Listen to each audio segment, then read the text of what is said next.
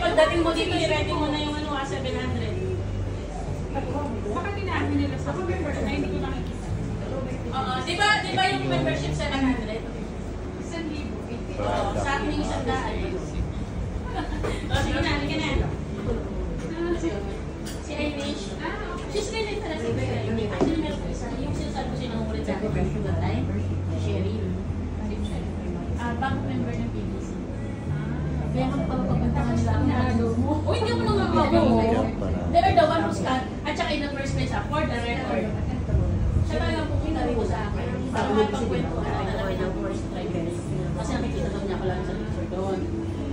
Tapos sabi ko sa kanya, huwag kang mag-alala, sa susunod isasama kita sa picture edit ko.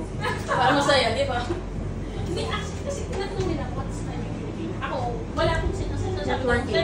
Parang friend din lang yan eh, friend and group yan eh. Ngayon, if we do business, bonus na yun. Pero it's the good thing na meron kang isang group na you're just talking about what we like, what is life. Meron ka nakakakwentuhan when you are feeling down, di ba? That is the most important thing. Kasi yung business becomes something eh.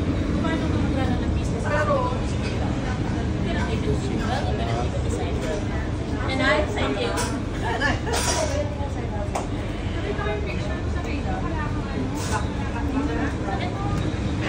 Ayun mga natin.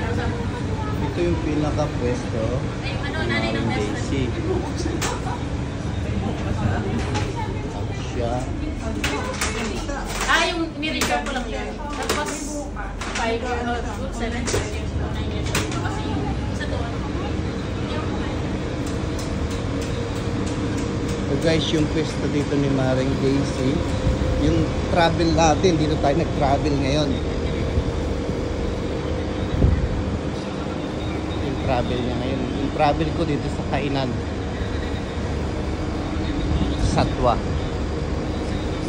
Yung branch niya ngayon.